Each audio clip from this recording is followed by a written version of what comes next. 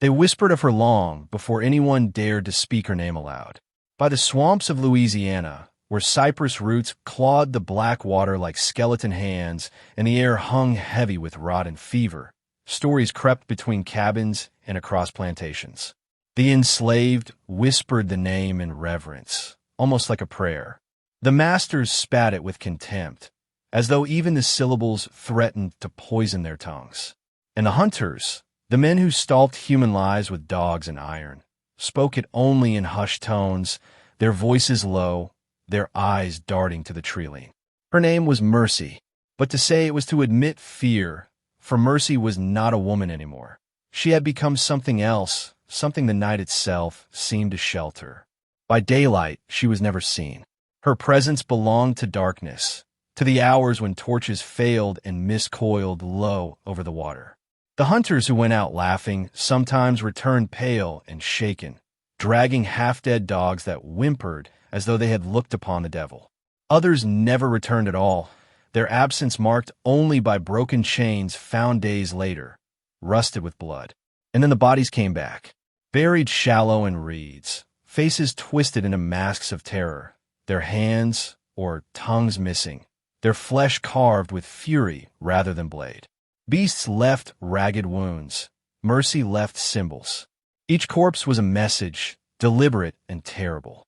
The enslaved said the swamp had taken her in and sharpened her grief into a weapon. The masters muttered that she was a witch born of the bayou, a curse upon their work. And the hunters, who had once thought themselves untouchable, grew quiet when the moon rose thin and pale, for they knew the night no longer belonged to them. The swamp itself seemed to bend around her, carrying her rage in its silence. Cypress shadows swayed like mourners. The reeds whispered like voices rising from drowned graves. The fog grew thicker on the nights she hunted, as though the land wished to cloak her vengeance. Men swore they felt her before they saw her, a pressure in the chest, a shiver along the spine, as though the air itself remembered pain. And yet, in the hush of those haunted nights, one truth settled deeper than rumor. Mercy had not been born a monster. She had been made one, forged in chains, tempered by fire, unleashed by betrayal. And the swamp, hungry for justice, had never let her go. Before the legend hardened into fear, before her name was spoken like a curse, Mercy was still a woman of flesh and bone, carrying scars that had not yet turned to weapons. She had been sold south like cargo, her name inked in ledgers alongside numbers that marked her value. Mercy, they called her, as if the word itself could erase the truth of her bondage. But the irony cut deeper than any lash, for Mercy was the one thing her life had never known. She tried to flee once, and then again, each time dragged back, the dogs at her heels, the chains heavy against her wrists, the overseer's whip singing across her back until blood streaked the dirt. Each escape seemed to carve away more of her, but in the hollow spaces left behind, something began to stir. At night, lying awake on dirt floors, she listened to the swamp. The frogs, the owls, the restless hiss of reeds in the wind. It was as if the land whispered to her, promising cover, silence, a place to vanish if she dared trust it. The night it happened, thunder rolled like drums across the sky. Lightning clawed open the heavens, and rain came down in sheets that blurred the torches. The hunters found her hidden in a cabin, dragged her out into the storm, iron shackles biting her wrists until her hands turned purple. She stumbled through the mud, the rain washing over her like baptism, though no salvation followed. They laughed, certain that the storm was theirs, that the dogs would guide them true, that Mercy would be dragged back to chains again. But storms are loyal only to themselves. Rain smothered the torches. Thunder deafened the dogs. Lightning split the earth in white fire, and for one breathless instant, Mercy was gone. In the chaos, she slipped into the swamp's black throat, swallowed whole by mud and water. They searched all night, voices ragged, dogs frantic, but by dawn, all they found were her chains, discarded in the reeds like shed skin. What the swamp returned was not the same woman. Mercy learned to move as shadows moved, to breathe with the mist, to strike with patience. The Mercy who had bled, who had begged, who had wept, she drowned that night beneath the storm. What surfaced was something sharper, harder waiting. Weeks later, the first hunter was found, half buried in reeds, eyes wide, flesh carved with fury more than blade. His broken chains lay beside him, and those who found him knew. Mercy had been reborn, and she was hunting. The first man to fall to her vengeance was one known by many names, none of them kind. He was called Tracker John, a man whose dogs were said to smell blood and water, whose laughter rang loudest when the chains snapped shut on human wrists. He was broad, cruel, and feared, not only by the enslaved, but even by the men who drank beside him. For John had no god, only the hunt, and he believed himself untouchable in the swamp. That night, the air hung thick, the moon drowned beneath a blanket of fog. John went out alone, torch hissing against the damp, dogs pulling at their leashes. He had boasted that he would catch Mercy himself, that he would bring her back broken, that he would hang her body from a cypress for all to see. The men laughed at his bravado, though their laughter was uneasy. For whispers had grown, Mercy was not flesh, but phantom, and phantoms did not die. The swamp silenced him first. The dogs pricked their ears, whined, and refused to move forward. The air shifted, heavy with something unseen, a stillness that pressed into his chest. John cursed, yanked at their leashes, but even beasts know when death is near. That was when she came, not with a cry, not with a warning, only with the weight of silence, the swamp itself holding its breath. She struck like mist, swift and deliberate, a flash of movement between roots, the cold glint of metal torn from broken chains, the scream of a man who had never known fear until that instant. The struggle was brief, desperate thrashing swallowed by mud and water. The torch hissed out in the struggle, leaving only darkness and the sound of water lapping against flesh. Then, silence again, silence more terrible than screams. When his body surfaced days later, it was the dogs who found him. His face was mutilated, frozen in a rictus of terror. His hands were gone, hacked clean from the wrists, as though to strip him of the chains he had once fastened on others. His eyes stared wide, as if they had seen something no man should ever see. The hunters who pulled him from the reeds went pale, for this was not the work of beasts. This was deliberate. The masters called it savagery. The hunters muttered of madness. But among the enslaved, whispers traveled quickly, and the truth rang clear. This was justice. Mercy had struck her first blow, and though none had seen her, the message carved into his corpse told the story louder than any words could. Vengeance had found its voice, and it wore her name. Before she became a shadow in the swamp, Mercy had been a woman who once hummed lullabies in the fields. Her voice was soft, carrying songs her mother had taught her under the weight of the sun. To those who labored beside her, she was a fleeting comfort, a fragile proof that kindness had not yet been stripped away. But cruelty in the South was not content to break bodies alone. It sought to carve into the soul. Mercy's breaking began the day the overseer came for her children. Two small boys, their hair the color of midnight, their laughter a balm even in the hunger of endless days. She had clutched them close, begging on her knees in the dust. The master's reply was silence, then the heavy clink of coins in his hand. The children were sold before her eyes, dragged to wagons bound for Louisiana, their cries fading down the road like ghosts pulled into distance. She ran until her feet bled, but the chains at her ankles kept her bound. That night, she tore at the scars until they bled, whispering their names until her voice broke. It was then that Mercy changed. No longer the singer of songs, she became a vessel of absence. Her heart burned hollow. They say she walked into the woods with nothing but her grief, and when she returned, her eyes had hardened into iron. She no longer wept. She no longer prayed. Whatever warmth had lived in her chest had turned to ash. The other enslaved whispered that her children's spirits guided her steps, that each rustle in the cane fields was their voices urging her on. To the masters, she became a nightmare. To the enslaved, She became a myth wrapped in flesh. When fires burned at night in the quarters, the old ones spoke her name with reverence and fear. Mercy walks, they whispered. Mercy hunts. Mothers rocked their infants with quiet warnings. If the men with whips come, do not fear. Mercy waits in the dark. Her vengeance was no longer just her own. It was the echo of every mother whose children had been torn away, every lover sold, every brother beaten until the soul slipped free. Mercy was no woman alone. She was grief sharpened into a blade.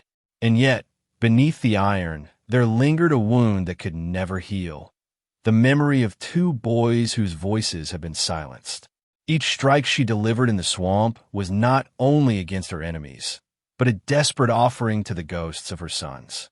Some said that if you stood quiet in the reeds after midnight, you could hear her, softly humming the lullabies she once sang.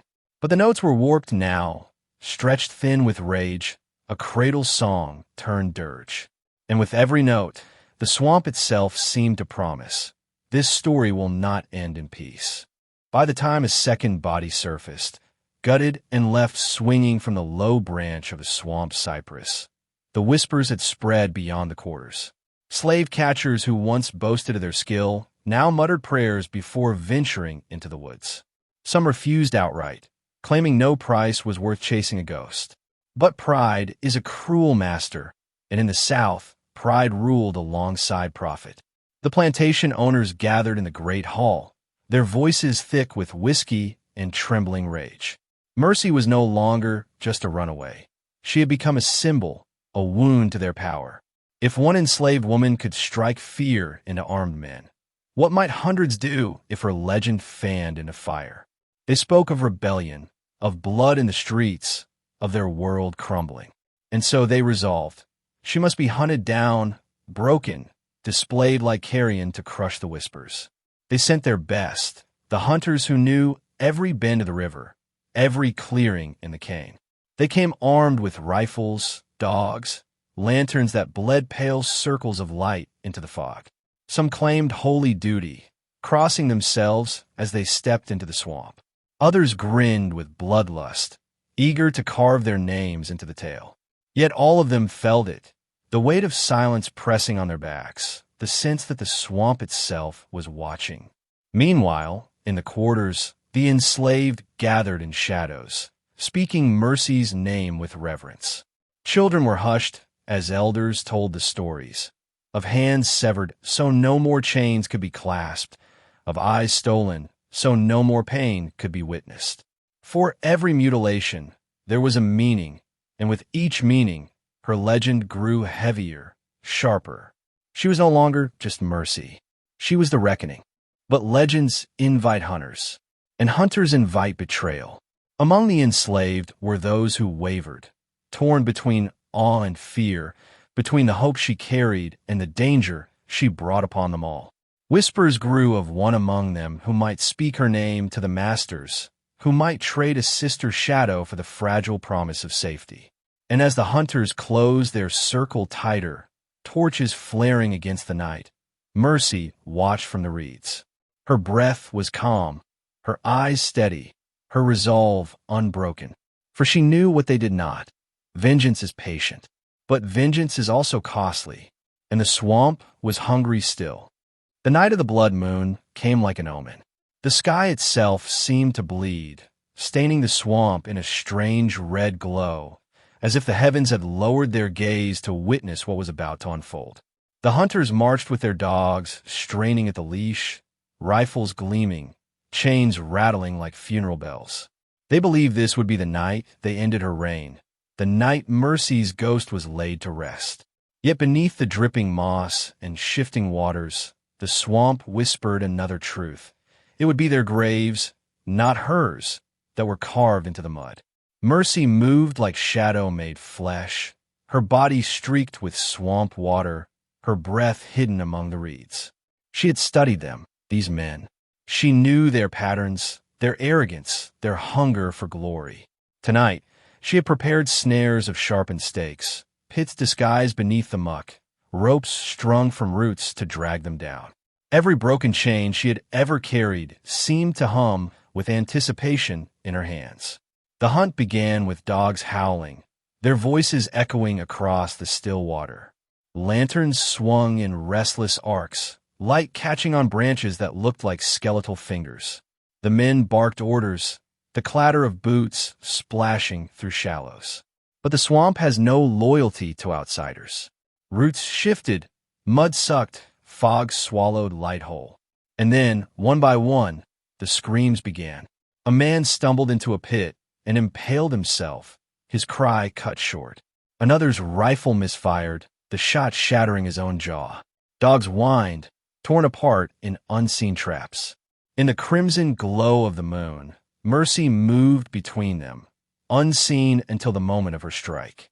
A flash of steel, a muffled gasp, a body dragged beneath the water, leaving only ripples that widened and then stilled. The hunters panicked. Men who had laughed at death now begged the night for mercy. Their chains, brought to bind her, now tangled their limbs, pulling them into the muck. Torches sputtered and died, one by one, until only the blood moon lit their horror. And somewhere in the choking dark, a sound rose, low, guttural, inhuman. Laughter, carried by the mist. When dawn came, the swamp was silent again. Bodies hung broken from branches. Others lay half-buried in mud, their faces twisted in terror. Those few who crawled back to the plantations spoke of her not as a woman, not even as a ghost, but as something older, something born of the land itself. Mercy had become the very curse they feared. And yet, even curses bleed. Legends rarely fall to guns or chains. They fall to whispers, to hunger, to betrayal. For all her cunning, all her vengeance, Mercy could not guard against the weakness of another man's soul. He was one of her own, a runaway, gaunt and trembling, eyes hollowed by years of the whip. He had once shared her fire, once taken food from her hand. But fear and desperation wrought even the strongest bond. The hunters had promised him something no slave ever truly received: freedom, papers signed and sealed, if he led them to her. The price was her blood. For days he guided them, slipping through the swamp with a trembling torch, pretending he was leading them into safety, when in truth he was guiding them toward her. Mercy lay beneath the twisted roots of a dead oak, her refuge after nights of hunting. The swamp cradled her in silence, the blood moon's memory still heavy on her skin. She dreamt of voices, children's laughter that had been stolen from her long ago, when the sound of iron chains broke her rest. The dogs found her first, snarling, tearing at the mud where she hid. She rose with a blade in her hand, eyes burning with fury, but there were too many. Rifles leveled, torches flared, chains struck her body like snakes of fire. She fought like something unholy, 3 men falling before her, one screaming as his throat opened under her knife. But numbers are their own kind of cruelty. They swarmed her, beat her, bound her wrists and ankles until blood soaked the iron. Through it all, Mercy never screamed. She did not beg. She met their eyes with a silence colder than death, and that silence frightened them more than her violence ever had. Even the dogs whimpered, uneasy, as though they sensed they had shackled not a woman, but a storm. Among the enslaved who watched from the shadows, tears fell silently. They had no words for what they witnessed, only grief. They knew the hunters believed the legend was over. They knew the trader who sold her would never truly be free, for a man who trades blood for a promise carries chains no paper can cut. The hunters dragged her into daylight, mocking, jeering, celebrating their victory as if they had slain a monster. But legends do not die in chains. And Mercy, bound in iron, was already becoming more than flesh. They hanged her where the swamp met the river, beneath a willow whose branches drooped like arms in mourning. The hunters gathered in the clearing, their faces streaked with mud, their clothes reeking of blood and sweat. They spat her name, Mercy, as though it were a stain to be scrubbed from memory. Some laughed as the rope tightened around her throat. Others whispered prayers, uneasy at the silence in her eyes. She did not thrash. She did not cry. She rose into the air with the stillness of a shadow, and in that stillness, men who had whipped and chained others their whole lives found themselves afraid. Where a body finally fell limp, the swamp seemed to hold its breath. Dogs whined, ears pressed flat, as though they could sense what men could not. They cut her down at dusk, meaning to bury her where no man would ever speak of her again. But when the rope was loosened, her body was gone. No splash in the river, no trail in the mud, only the frayed rope swinging, and the willow leaves trembling though no wind stirred them. Some swore the swamp had claimed her, swallowed her whole. Others whispered that the enslaved had carried her away, burying her in secret with broken chains laid across her chest. Yet the nights that followed told another story. Hunters vanished without trace. Dogs refused to cross certain paths. Chains left on the ground were found snapped in two, their metal twisted like reeds. And in the fog that rose with the moon, footsteps could be heard circling, soft and steady, never drawing close, never retreating. The hunters gave her new names: Demon, Witch, Banshee. They cursed her as they lit their torches, as though fire could hold back the mist. But among the enslaved, the name Mercy carried a different weight. It was whispered not with fear, but with reverence. A woman wronged beyond measure, who had become something larger than the men who bound her. A storm given shape. Vengeance made flesh. Even now, they say, when the mist coils low over the cypress roots, you can hear her laughter, low, guttural, not quite human. Some claim to have seen her shadow pass across the water, head bowed, blade glinting faintly beneath the moon. Others insist she walks beside the desperate, guiding them through the swamp with the sound of chains breaking in the distance. And so her story lingers, not alive, not dead. A woman lost to history, reborn in legend. Mercy, the slave woman who hunted slave catchers at night, still waits in the mist.